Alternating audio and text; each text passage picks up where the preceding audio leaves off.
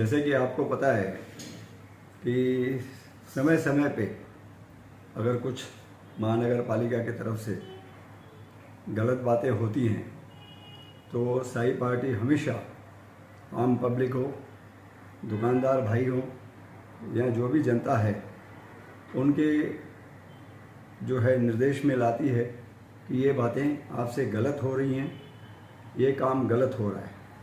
तो जो विषय आप बोल रहे हैं ट्रेड लाइसेंस का इशू करने का अधिकार महानगर पालिका को है, ऐसी बात नहीं कि नहीं है, उनको अधिकार है, लेकिन उसकी कानूनी प्रक्रिया पूरी होनी चाहिए। कानून के दायरे में रह के ये काम करना चाहिए, जो कि मुझे लगता है कि महानगर पालिका ने वो कानून के दायरे में रह के नहीं किया है। उन्होंने कानून की जो प्रक्रिया है, कानून में जो दिशा निर्देश दिए गए हैं, वो दिशा निर्देश का पालन न करते हुए उन्होंने घाई में आनन फानन में ये ट्रेड लाइसेंस इशू करने का और व्यापारी भाइयों को ट्रेड लाइसेंस लेने के लिए आह्वान कर रहे हैं और मुहिम चला रहे हैं। और एक एक दुकान के ऊपर लोग जा रहे हैं, महानगर पालिका कर्मचारी जा रहे हैं कि आप ये लाइसेंस लीजिए, नहीं तो एक्शन होगा, ये होगा, वो होगा।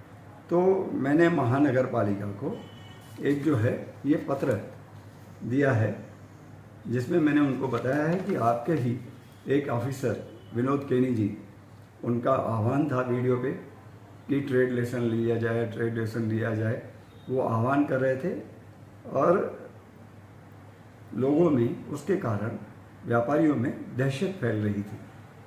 तो मैंने उनसे पूछा है इस पत्र के द्वारे, जो मैं 18 जनवरी को ये पत्र मैंने महानगर पालिका में सबमिट किया है, मैंने पूछा है कि क्या आपने कानूनी प्रक्रिया का पालन किया है।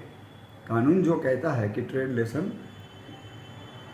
लेना है, लेकिन उसका कुछ कानून की प्रक्रिया है, उसका आपने पालन किया है कि नहीं किया है। उसका अभी तक कोई जवाब नहीं आया, लेकिन मुझे इतना तो यकीन है कि इसका पालन नहीं हुआ है। जितना मैं जानता हूँ महानगर पालिका के कारोबार को, कि उसमें इतना जो है प्रक्रिया का पालन नहीं हुआ है। इसमें कैसे है कि आपको सेक्शन 376 के अंडर जो है ये आप लाइसेंस इशू कर सकते हो, लेकिन उसके अलावा आपको रूल्स फ्रेम करने हैं।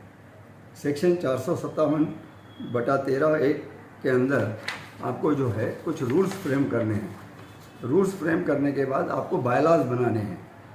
बायलाज बनाने के बाद गवर्नमेंट से मंजूरी लेनी है।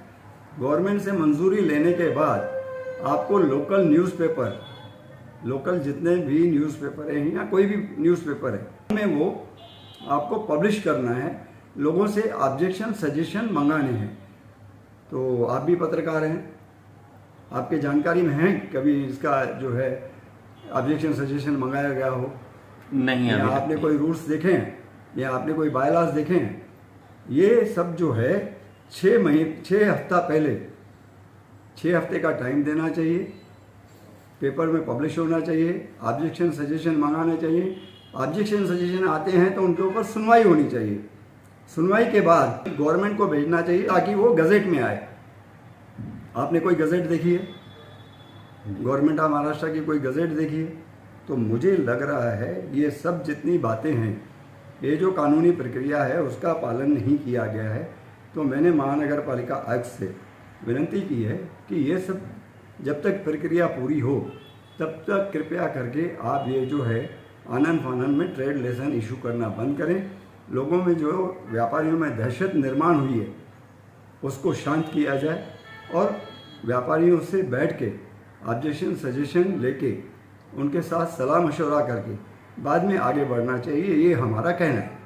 तो मैं अपने पक्ष साई पार्टी की तरफ से आप सभी को पत्रकार भाइयों के द्वारा सभी व्यापारियों को, आम जनता को ये बात बोलना चाहता हूँ कि ये कानून की प्रक्रिया मेरे हिसाब से फॉलो नहीं की गई है।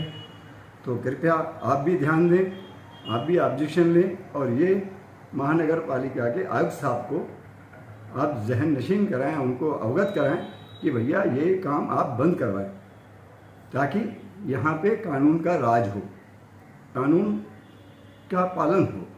ये मेरी विनती है महानगर पालिका आयुक्त से और आप सभी पत्रकारों से कि आप भी मदद करें जनता की और इस मुद्दे को जो है सही दिशा में ले जाएं।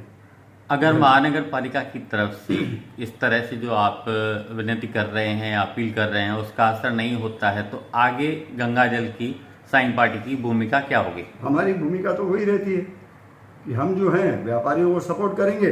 कानूनी प्रक्रिया के अंदर जो भी हमें मार्ग मिलेगा, कोर्ट का मार्ग हो या गवर्नमेंट का मार्ग हो, हम वो अडॉप्ट करेंगे। गवर्नमेंट के पास भी जाएंगे।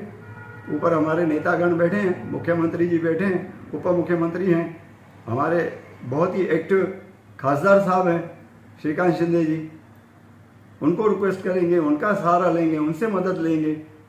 नहीं हुआ तो फिर लास्ट में कोर्ट भी है। लेकिन मुझे लगता है कि सरकार जो है वो संवेदनशील है और वो इन बातों पे ज़रूर ध्यान देगी और उल्लासनगर के जनता को, व्यापारियों को ज़रूर मदद करेगी।